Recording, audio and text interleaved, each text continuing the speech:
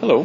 For this lesson, we're going to be taking a look at divisibility rules. Divisibility rules are a specific type of rule that you can follow in order to figure out if a number can divide into a larger number. For example, listed below, we've got divisibility rules for the following digits: 2, 4, 5, 8, and 10. We're going to start with the rule for number 2. If the last digit of a number is even, in other words, 0, 2, 4, 6, or 8, then the number 2 can divide into that number. Let's take a look at an example. If I have the number 14, what is the last digit of that number? The last digit is 4.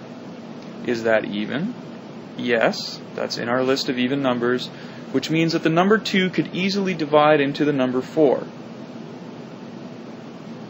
This would give us 7. What about the number 262? Would the number 2 be able to divide into this without using a calculator? Could you tell me? The answer is yes, because again the last digit is 2, which again is an even number. 262 then, if we were to use a calculator, would equal out to 131. So yes, it works. This would be an example of a divisibility rule for the number 2. Let's now take a look at a divisibility rule for the number 4. The rule for the number 4 is if the last 2 digits of a number are divisible by 4.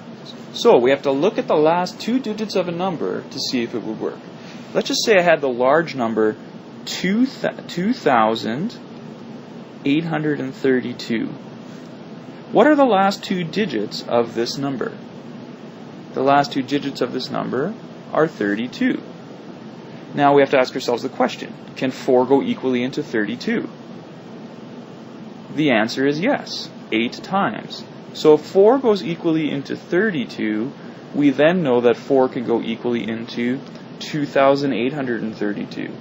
This would work with any number. What if I had this? 20,936. The last 2 digits are 36.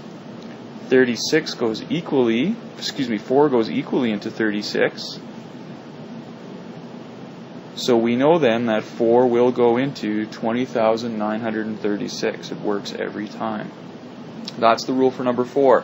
Let's take a look at the rule for number 5. The rule for the number 5 is if the last digit of a number is 0 or 5, then 5 can go into it. So let's just say I have the number 25.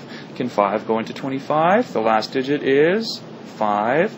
So yes, 5 can go into 25 if we were to use a calculator, and the answer would be 5. What about the following? 240. Can 5 go into 240? Well, again, we take a look at the last digit. It is 0. So if the last digit is 0, then yes, we can say that 5 will go into it. This is the rule for the number 5. If the last digit of a number is 0 or 5, it will work every time. Let's take a look at the rule for number 8. The rule for the number 8 is actually very similar to the rule for number 4, with one key difference. The key difference is that for the rule for number 4, you are checking the last 2 digits to see if 4 can go in. The rule for number 8 is that you are checking the last 3 digits to see if 8 can go in. So for example, if I have the following number, 3,240.